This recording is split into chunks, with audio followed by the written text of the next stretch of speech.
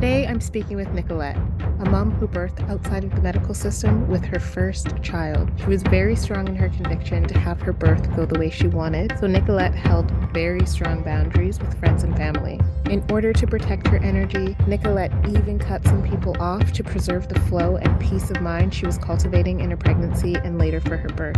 When Nicolette's birthing time came, she was ready for whatever was to come her way and was supported physically by her mother and her partner, but also ancestrally by a strong line of women who had birthed in this way many times before her. Listen to this beautiful story of a first-time mother trusting in herself and her baby to do what comes most naturally to the female body: give birth.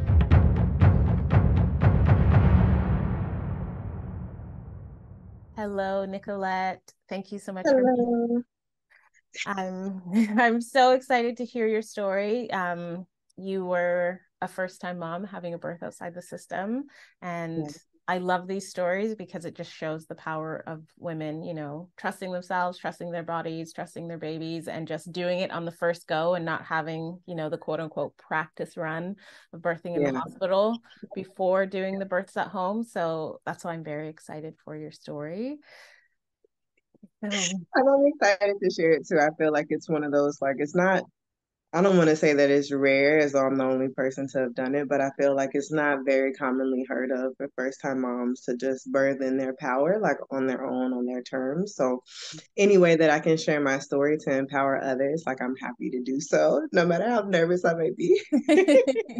Yay, I'm so excited. Okay, so let's get right into it. The Okay. first question I want to ask you is, what is your ancestry and your lineage that you're passing down to your child? Wow, I feel like that's extremely loaded, especially for African American or American Africans, however you label yourself, especially because there's been so much to take us away from our ancestry and our lineage, and it's so hard to even like track it, through records because there's virtually none. But I guess the only way that I can answer that is that because of Black Panther, I decided to take one of those like the African ancestry DNA test. And Mhm. according to that, we're supposedly Bubi, my maternal language lineage. We're of the Bubi tribe of Bioko Island off the coast of Equatorial Guinea. Um, Wow. yeah, which is crazy interesting because I've always been had this like unseen attraction to Spanish, and Mm. Equatorial Guinea is the only African country that was colonized by the Spaniards. And I Wow. never knew that. So I just thought that was very uncanny. Yeah, I had no idea. That's amazing. Yeah. So I guess that's my ancestral lineage. Like my on my father's side, they tell me that they've never been slaves before. Mhm. And we've always been, I guess, like farm owners, but they're from like Arkansas, like Little Rock, Arkansas, up in there somewhere. But Mhm. prior to that, I don't know where we came from. Okay. From my Wow. dad. Yeah. Yeah, no, that's really amazing that you found this connection to the Equatorial Guinea that you said, and you've Yeah. had that really like just deep, like inner knowing basically of the Spanish side of you that came out. Yeah. So I find that so fascinating. Um, yeah, and like you said, it is so hard for us as Black beings in this world to find our deep, deep lines of ancestry because of, yeah, the slave trade and all that has happened in our history. So just even knowing that little small fragmented piece of it is really, really amazing. I love that. So thank you for sharing. Yeah. Thank you. Hmm. So the second question that I would love to ask you is, where does your motherhood journey begin? Oh gosh. If you ask anybody that knows me, they would be like, Nicolette never ever wanted to be a mother, like Okay. ever in life. Mm. Because from the time that people started asking me, which I don't know, might have been around teenage years, I never wanted to be a mother. I said, nope, nope, nope, never, never in a million years. I never wanted to be a stepmom or anything like that. And and it was like that all the way up until I would say about 32 years old. Mm-hmm. And when I hit 32, I don't know if I firmly believe that biological clock thing is probably real, it's probably legit because for Mm. some reason I didn't watch a movie, I was seeing people with kids all the time. Like just something was just like, I want a mini me. And I Mm-hmm. like literally had this vision one day of me and one little mini me. She looked exactly like me. And we were running around in our tiny house, like on land, just chilling. And it was Mm-hmm. like, okay. And so then I started like looking at tiny homes and seeing what that process was like and trying to buy, find land in our hometown, and so on and so forth. But the issue was I didn't have anybody. I was Okay. single at the time. So it was like, okay, how am I gonna have, a mini me? And I never told anybody, right? Because my pride wouldn't let me. Because I was like, Right. no, everybody knows that I don't want kids. I can't tell them I'm gonna have kids because then I'm gonna prove them all right. You know? Never told anybody. I kept it to myself for like I think a whole year until I reconnected with my daughter's father, Mm-hmm. and then from that point on, we were in relationship and so on. And then in 2020, we decided to start trying for a child. And Mm-hmm. this was before we even knew about the pandemic, right? And everything. And of course, like we tried and it didn't work out. So I was extremely disappointed, Mm-hmm. and I was like, nope, I don't want to try anymore because I'm tired of crying, Mm-hmm. So then I just decided to focus on me. And I have a very dear friend of mine. She is an herbalist. She put together like a whole spring package for me, like a whole protocol. So I started doing like yoni steams and taking and detoxing and cleansing with her protocol. Mm-hmm. I was already kind of like vegan, alkaline, kind of cleansing in that way as well. And then we just weren't trying anymore. And Mm-hmm. then I had just finished up my doula certification like a few months back, Mm-hmm. and I had my first doula baby, my first doula client. Okay. Like, and lo and behold, and I didn't know this at the time, but my first doula baby was born on my birthday. Oh, And, wow. and I was actually with child as I was helping my first mama with her child. No way. Crazy. Like when I think about it now, it's Oh. so much creative like energy just guiding that moment. It was crazy. Mm-hmm. But of course I didn't find out until May 5th, or whatever, like a month later. Mm-hmm. Um, but yeah, and it was like the craziest thing because, of course, the pandemic had just literally just hit when she was giving birth. I Mm-hmm. had just found out that I was with child and I was a teacher at the time. So everything was all over the place, being thrown at home, finding out that I'm pregnant, dealing my partner at the time, he had four other children who were in school. So trying to like keep them in track, it was a crazy time. I don't know how I navigated it. Wow. Um, and I should have known that I was pregnant before I found out, at 5 weeks, because I remember there was a moment, complete transparency, where I was not having the best day. Me and my partner were at odds. And I went to Papacito and I got a sangria swirl. Mm-hmm. And I got it to go because it was pandemic. We couldn't eat there.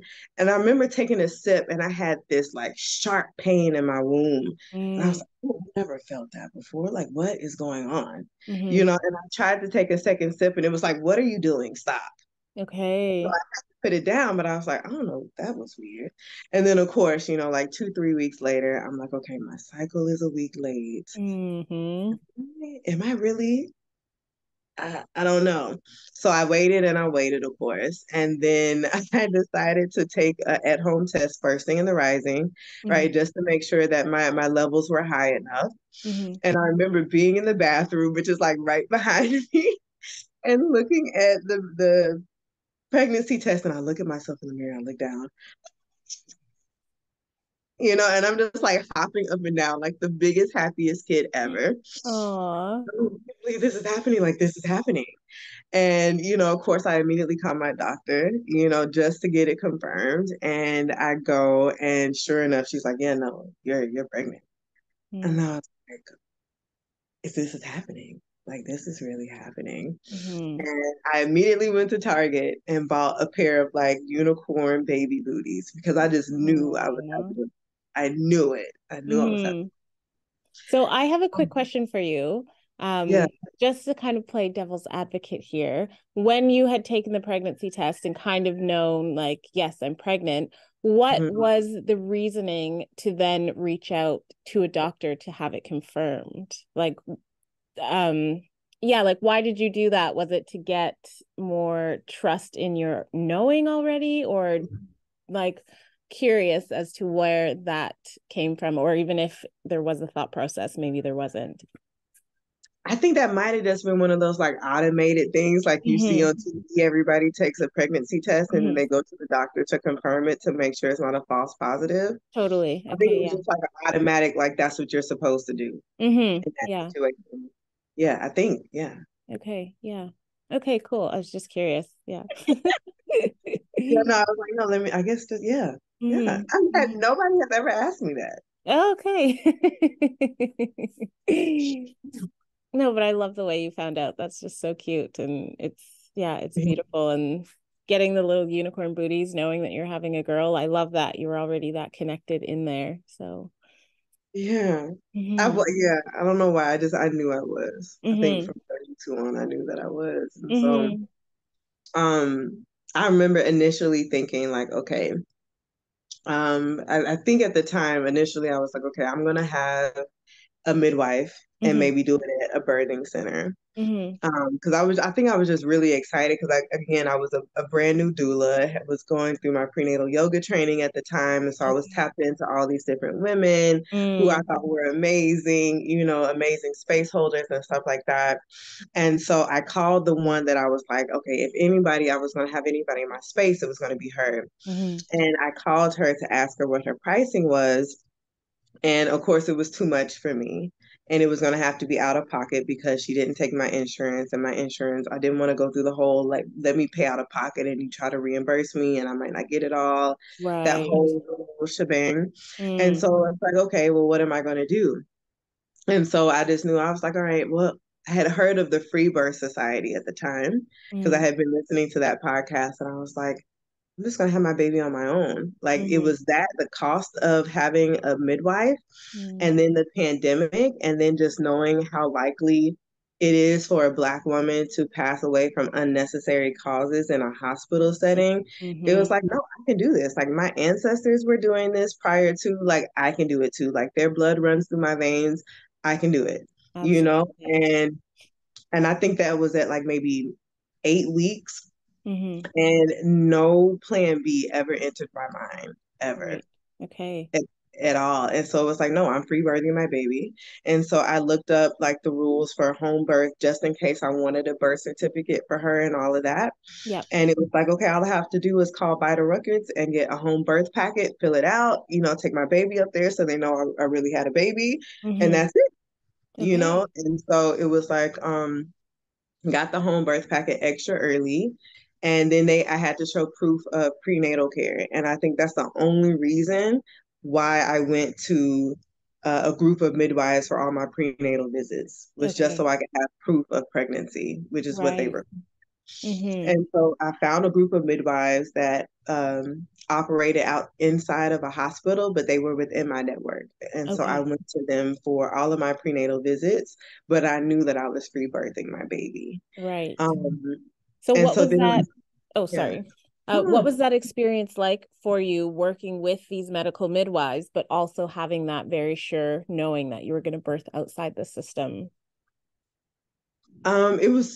It wasn't like it was interesting and then it wasn't interesting because it was like I felt bad for going in there knowing that I wasn't going to be birthing with you all. Mm. But I knew I needed to do what I needed to do Yeah, for the safety and well-being of me and my child. absolutely. And so it was like, and then on top of that, I kind of already knew what the process was going to be like anyway as a doula. hmm And so it was just like, okay, I'm just going in here just to check this off, just to check hmm it off. hmm Um, and so it was just interesting because it was like almost like with 2-year-olds and toddlers and parents and how they go through a power struggle, Mm. and they have those little things. Yeah. I think it's the same time every time I went into each prenatal visit, every time they tried to get me to do some sort of procedure, it was like, no, I'm Mm. okay. Are you sure? But Mm. no, I'm okay. No, thank you. No, and it was like, but they kept trying to get me to budge on certain things, and it was almost like, no, I'm not doing it.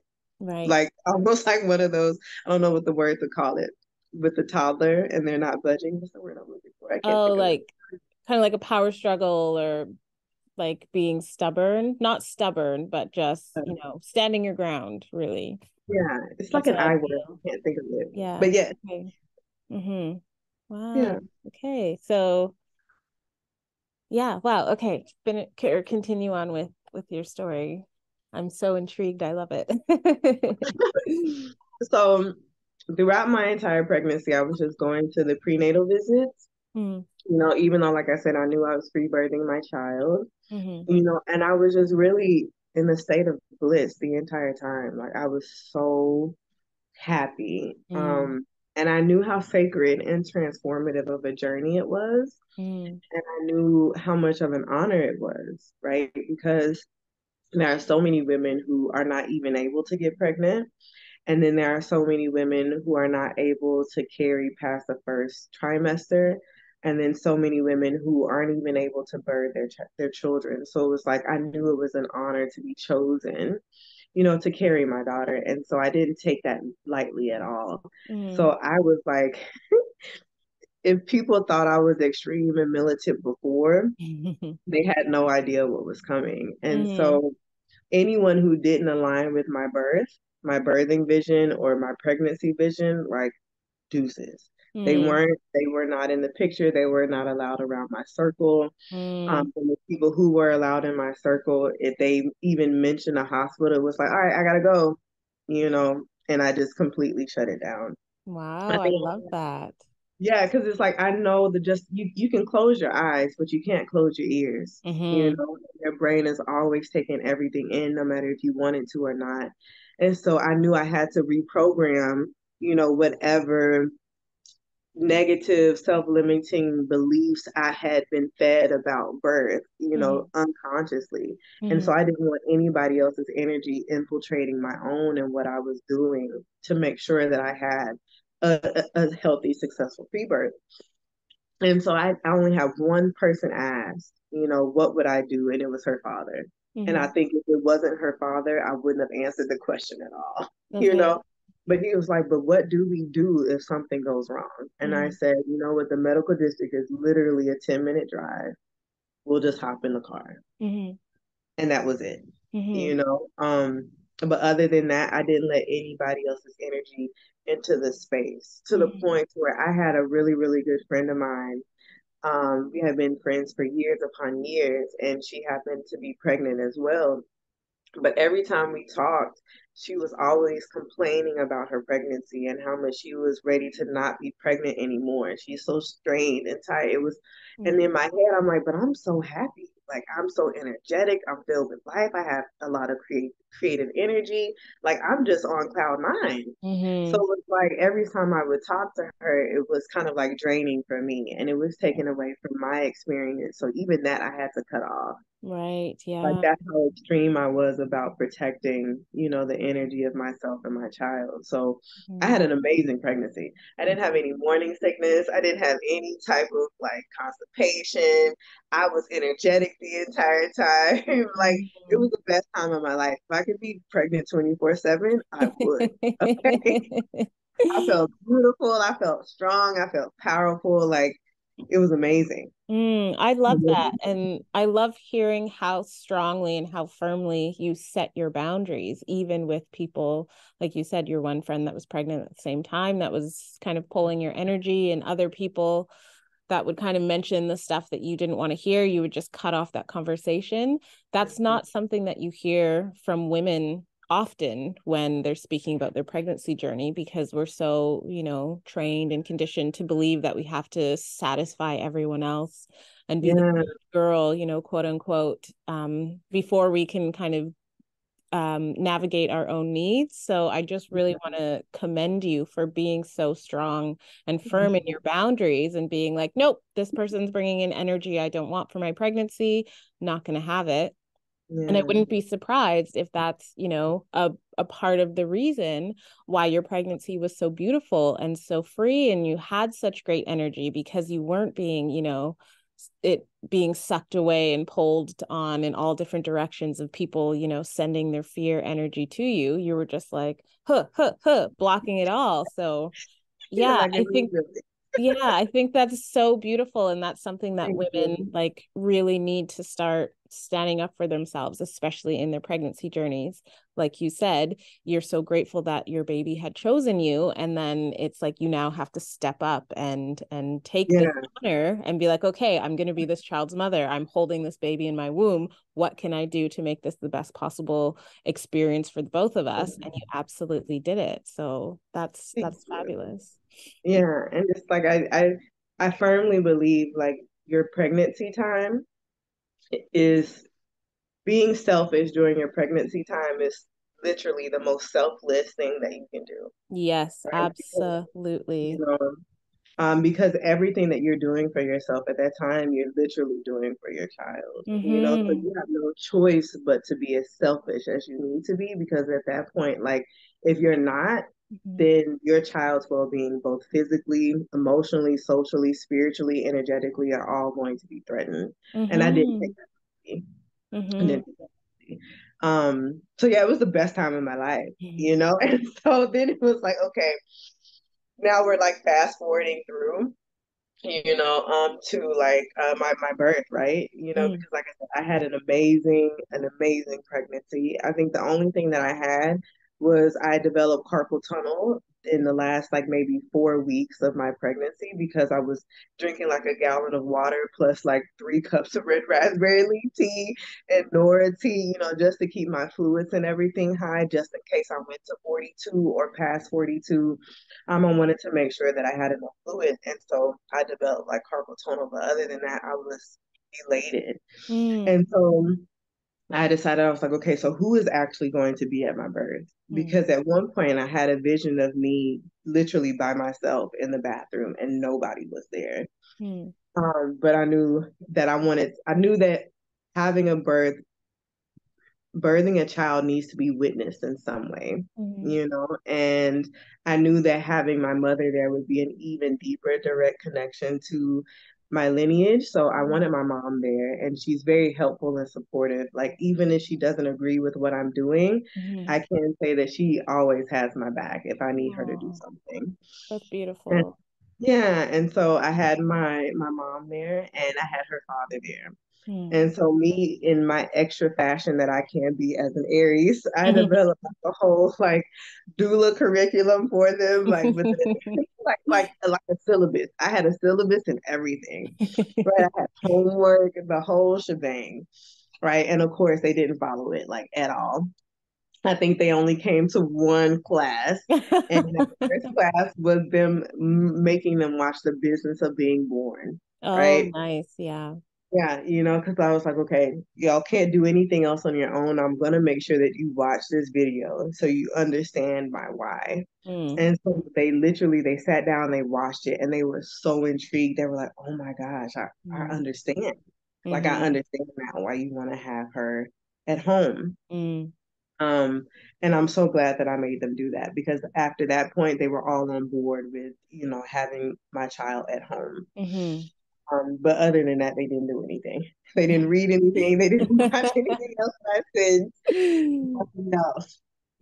And so that was kind of settled with my birthing team. I knew I was having my child here. I put my birthing pool on my registry for my baby shower, so that was gifted to me. I didn't have to worry about that. Mm. I had my little prayer flags. I had everything ready to go. Mm. Mm. Um, And are you in a tiny house? Did that vision come to be? no, No. no, I'm Okay. still waiting on that part of the vision to Okay. Okay.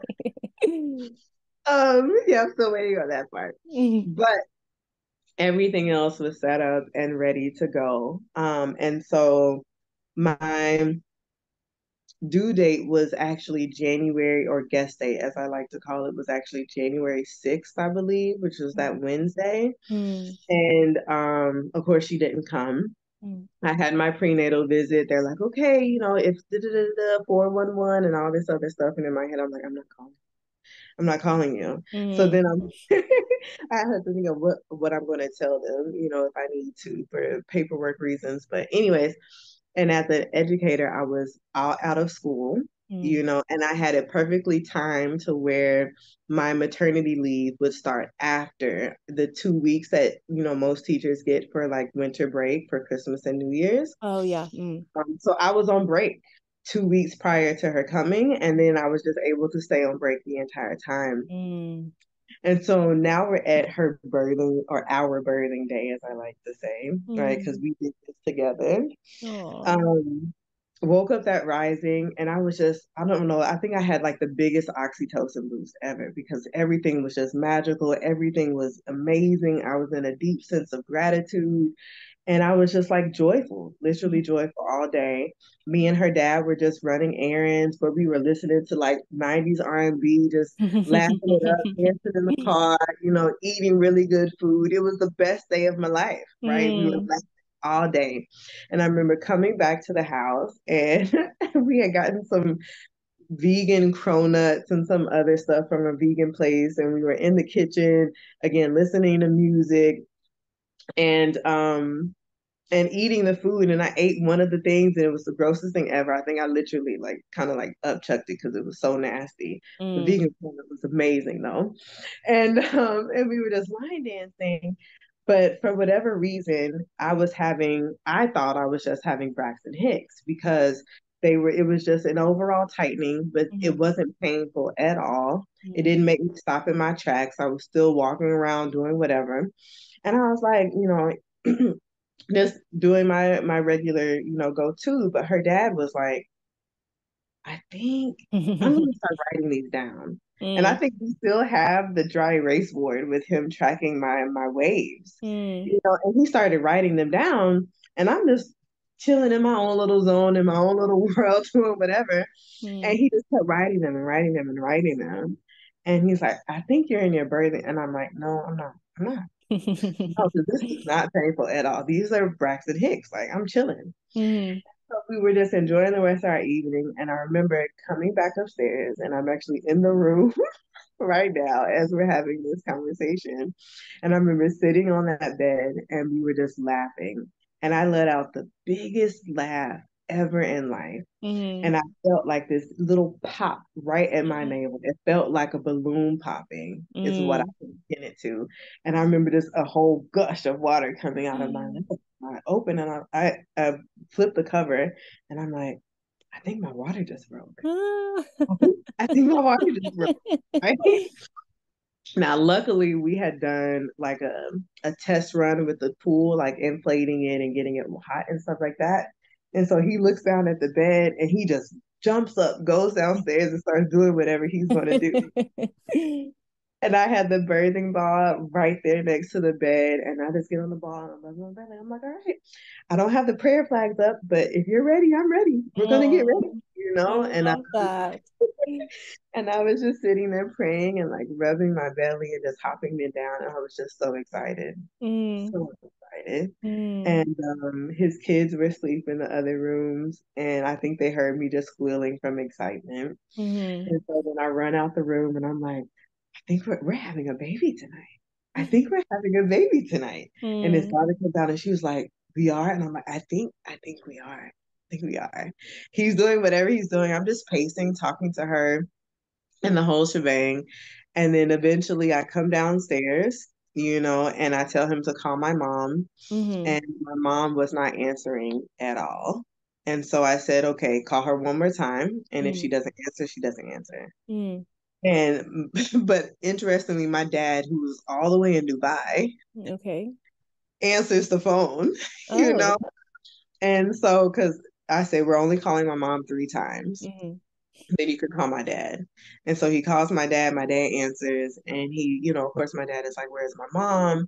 And, her father was just like, hey, she's not answering. And so I think at that point, my dad starts calling my mom because I'm Okay. just on the bouncing ball, listening to Tony, Tony, Tone, Mm. and line dancing. Line dancing in the kitchen next to my pool. Like, oh, it's sorry. Yeah, yeah.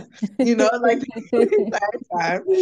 And then I guess finally my dad got in contact with my mom and she calls and he's like, do you want her to bring anything? And I said, coconut water. Have her Mm. bring me some coconut water. And that's pretty much it because we had everything else. And I think after that we just danced a little bit longer, and then after a while I wanted to get in the tub. Mm-hmm. And so I got in the tub, and then at that point is when things just I went to a different place. Like I Mm, wasn't anymore. I wasn't talking anymore. mm, But my birthing waves still were not painful at all. So I'm sitting here thinking that when my water had broken, that's when my birthing time had started. okay. Not all day. But even when my water broke, now mind you, my water broke at 10:30 p.m. on the dot. Mm-hmm. And my even after that, my birthing waves were not painful at all. So I'm thinking we're just now getting started. I'm thinking it's like maybe like early, early labor, early birthing time. Mm-hmm. He's still writing my waves down, but I had them call my friend who gave me the detox and cleansing package, Mm, and I had her serve as their doula since they okay. didn't do their training. So Yeah. she was so she was just on the phone kind of guiding them to make sure that they were okay. Mm-hmm. So I didn't have to because I knew that there was going to come a point in time where Mm-hmm. I wasn't going to be here, Yeah. you know, and I wasn't going to be able to guide them because I Yeah. need to go inwards. Mm, And so she was there helping them. I'm in the birthing tub, and my waves are coming, but they're still doable. They're not in any pain. I'm not screaming out or anything like that. And I'm just really quiet. I had a birthing video, but I lost it. But I remember mm, watching it. I remember watching it, and I was just dead quiet the entire time. It's kind of like swaying in the water. mm. And then there comes a point where he did a horrible job at keeping the water warm. And so the water was freezing. Oh Like, I no. want to get out. It's so cold. I'm shaking. Get me out of this water, Uh, or whatever. And he's like, okay, let me try to warm it up. So he tries to warm it up. And I don't know how much time had passed. But the next thing I knew is I needed to poop, right? I felt like I needed to poop. And I had like the biggest turd ever in life. Right. And it was at that that I thought my labor, like active labor, had started Okay. because that's when my birthing waves had gotten intense. And Mm, I was like, okay, I have the biggest hurt ever in life. The water is freezing. Get me out of the tub. I don't mm, know if I can do this. And I think I literally voiced out loud, I don't know if I can do this. And mm-hmm. then that's when my friend, she was like, I think you're right there, sis. I think Mm, you're right there. And I mm-hmm. remembered Wapio's 12 holistic stages and how Yes. he had counted that almost every single woman that births naturally in her way will say that at some point. Mm-hmm. Right before the transition, right before it's time to push, a lot of the women will say, I can't do this. Mm-hmm. Like I said that, my friend said, I think you're right there. And it was like something switched. And it was like, okay, I can tell this turd is not a turd because it's right on my perineum. It's not on my, it's Yeah. in between. It's time. Mm, My mom came over. My mom came over and she grabbed my hand. mm. And it was literally like I could see the whole train of women behind her. Oh, I just got chills. And it was like, let's do this. I did Mm, too. And it was like, all right, I closed my eyes and I was in like my left knee was bent down in the pool and my right leg was up, at a 90-degree angle, kind of like a half lunge. And I'm yeah. leaning over the side of the tub. Mm-hmm. My mom is holding my hand and I'm like, okay, on this next one, it's time to push. Mm-hmm. And so the next birthing, took in the deepest breath ever. Her dad is behind me, ready to catch her if need be. And the birthing wave comes. I breathe and I let out the biggest mama roar ever. And Mm. her head comes completely out. Her eyes are Wow. open. And he starts screaming, oh my God, she's here, she's here, she's here. Push, push, push, push, push, push. And I told him, I was like, babe, please stop. Please. I need to wait for the next one because I don't want to tear. Mm. Like, let me wait for the next wave. Oh, my daughter has her hand up, like, wait while she sleeps. It's the cutest thing. Mm. And so my mom is still holding my hand and I Mm. just wait. And the next wave comes. I push her out and her whole Mm. body comes out. Oh my gosh. She was birthed at 2:27 a.m. Wow. Oh my gosh, that's so quick compared like from Right. when you said your water broke until Yeah. whoa. Because apparently I have been in my active labor or birthing time all day, but Mm-hmm. it didn't feel like it. It felt like Braxton Hicks the entire time. Yeah. And so she comes out, he has her, and my umbilical cord was ridiculously short. Okay. But I like walk over my leg, or whatever. And I'm like, give it to me, And so I immediately put her on my chest Mm, and I started rubbing her back, mm, and I'm just, oh my gosh, and like kissing all over her forehead and stuff. And so I'm like, okay, mama, I need you to cry for me, like I need you to cry for me. Cause I'm in my head now, I'm thinking, okay, I need Apgar, this is what I'm thinking of. And I just start rubbing her, and she let something like smallest, faintest, like little cry. And I'm like, it's mm, something. And then like a few minutes later, she's of course, like wailing, mm. but it was the most beautiful, magical, quick experience of my life. No And kidding. yeah. Wow. And I'd had like I barely had like any blood or anything, so there was no hemorrhaging. I didn't have any vocal cords. Like she was pink as ever, so I didn't have to do any type of a transfer or anything like that. I just Mm, waited in the pool for a little bit and then finally was like, okay, we're cold. Get us out. And mm, we had Chuck's pads already laid out on the couch, which was like literally 3 feet away from the pool. And mm. I just laid down for a little bit, just holding her with the lights on, completely naked, you know. And then I think I don't know how much time later, but eventually it was like, okay, I need the stainless steel pan. I need Mm, the stainless steel pan. And we laid down a Chuck's pad. I squatted down like Mama Goddess style and mm. holding her while she was nursing and birthed the placenta. Wow.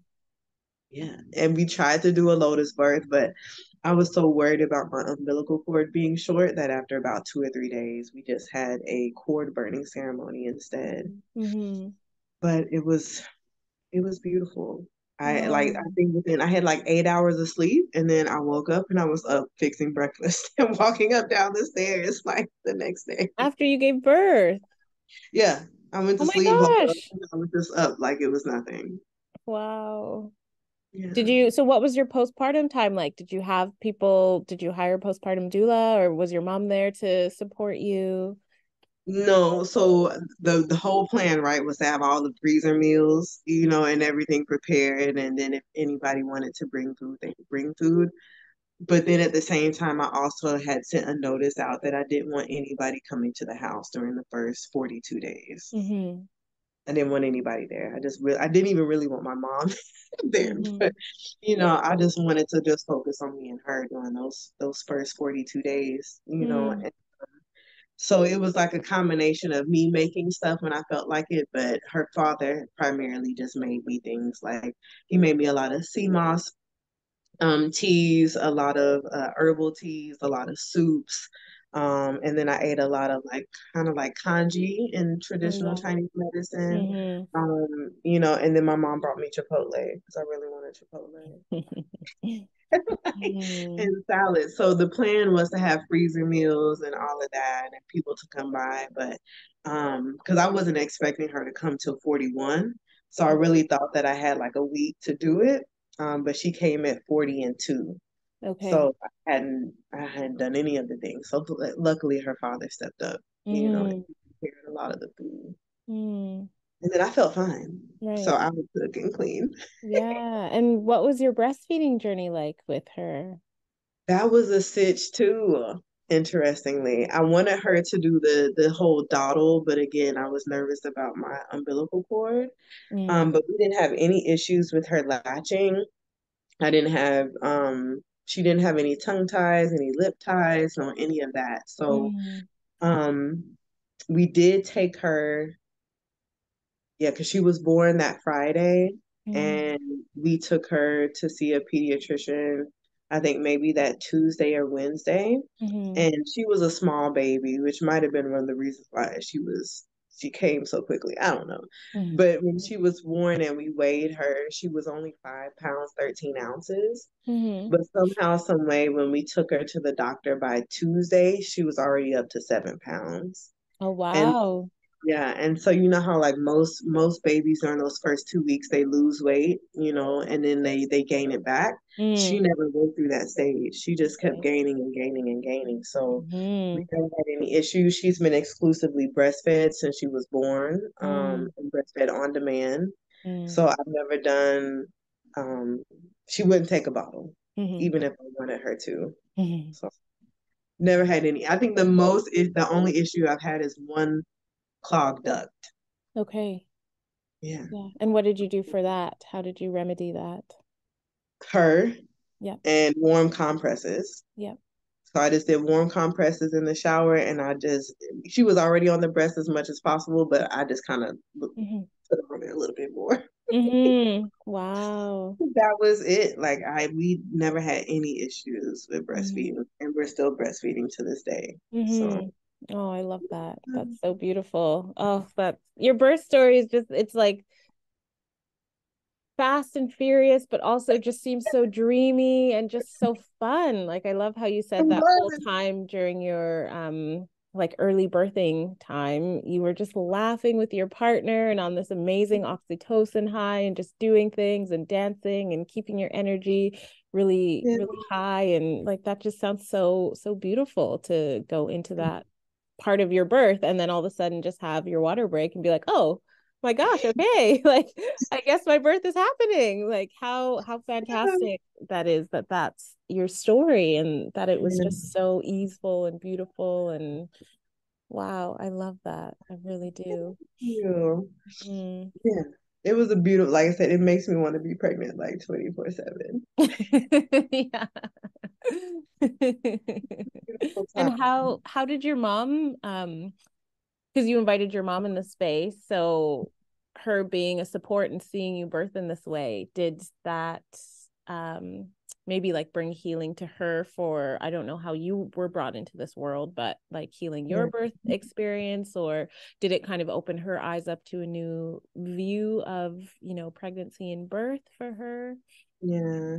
I think it definitely did because prior to she had no idea. I'm not gonna say no idea, right? Mm, But I don't think, for her that was the thing, like having a child at home, mm, because when she watched The Business of Being Born, it was like, oh wow, like okay, I understand. mm, And so I think it definitely changed something within her. yeah.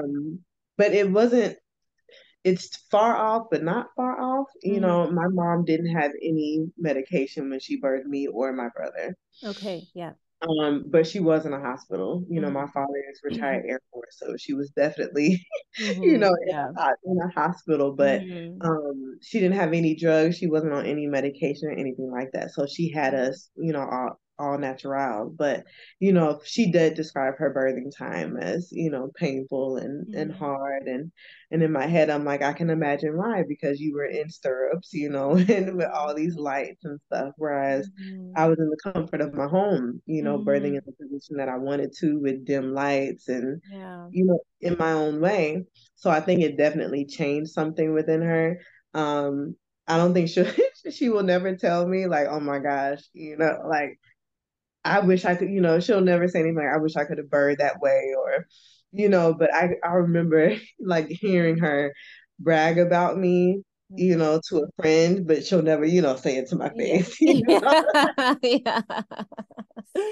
Yeah. but she was just like, I do remember her saying like, wow, like you did that. Hmm. And that was, Yeah. like, I think that's the most that I'll get. Yeah. And what a special thing to have, because I know some women would absolutely not want to have their mothers at their births Yeah. because they just know or feel that they wouldn't be able to handle that kind of energy.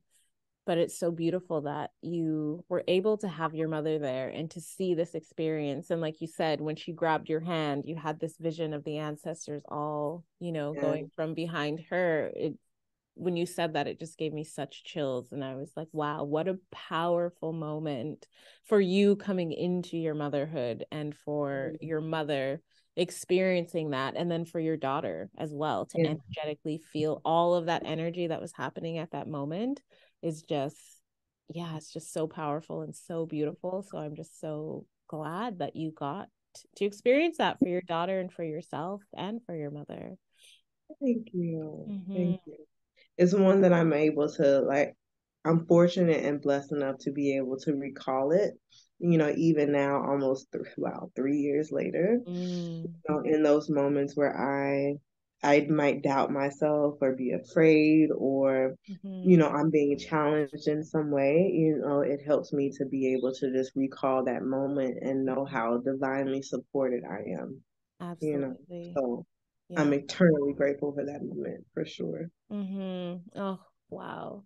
It's just so beautiful. I wish one day, all women will get back to birthing in, very similar fashion to you, what you've described, and to the other women that have shared their stories on this podcast, and I'm so grateful that you were able to share this story because to me, it's just so profound and so like, yes, this is it. Like, every story I hear, they're all so different in their own ways, yet they're still the same because, it's women trusting their bodies and trusting them doing this. But hearing this from a woman of color, from a Black woman who is moving through this in her own power after, whatever history has come from her lineage, it's that much more impactful, Yeah. for myself, for the other women of color, the other Black women that hear these stories. It hits like in a special place in the heart. So I'm just so grateful that you shared this beautiful story, because I'm going to take this story. I'm going to, I've got the opportunity to listen to it again and put it out on the podcast. And like, this is something that I'm going to be able to use for my journey of pregnancy, listening to this beautiful story again and being like, yeah, okay, Nicolette did this. I'm going to, crush my birth as well. It's going to be Yeah. amazing. I'm going to bring in all the positive energy and the laughter. And Yeah. I just love having these experiences, talking with women, and yeah, it makes me feel so warm and full inside. So thank you for that. Yay. Yay. I'm glad I could bring that to you and anybody else who happens to watch. Mm-hmm. Yeah. Aww. So lastly, then, the last question I want to ask before we go and step away is, if a woman wanted to reach out to you to hear maybe a bit more in depth of your story or talk to you about how you held such strong boundaries, how could women get in touch with you? You can you can go to my IG at Naturalness Birth. As well as I have a website at www.naturalness.com, and there's email and everything on there as well. So those would be the best ways to contact me if you wanted to ask me any questions about my birth or anything pertaining to motherhood, especially breastfeeding. Like that's my other thing right now too, is breastfeeding because we're coming up on 3 years as well. So. Mm-hmm. Oh, wow. Hmm. That's so amazing. Thank you so much, Nicolette, for spending your time and, yeah, No sharing worries. this amazing story. I'm so grateful Thank that. you for holding space. Thank you, sisters, so much for listening to this episode of the Free Birthing Color podcast. If you'd like to work with me one-on-one in a primal activation session, donate to the podcast, or to have your story featured here or in the blog, go to primalwomanportal.com for all the information to do so. Did you want to connect with our guest speaker? You can find all her information linked within the show notes. And if you have time, please subscribe, write a review, and tell a friend to have a listen so that this podcast and these stories of women birthing in their total power can be shared far and wide. Don't forget to check out the show notes for information on the Earth Daughters Women's Festival, the Breach Without Borders workshop, and much more. New episodes drop every Thursday morning, so stay tuned for the next amazing story to be shared on any platform that you prefer to listen to your podcasts on, or watch these episodes on the Free Birthing in Color YouTube page. And remember, your voice and your story matters. So if you're a woman of color or an Indigenous woman who's had a wild pregnancy and or birth outside of the medical system, Submit your story because it's so important that your voice is heard and celebrated in your radical journey of pregnancy, birth, and motherhood.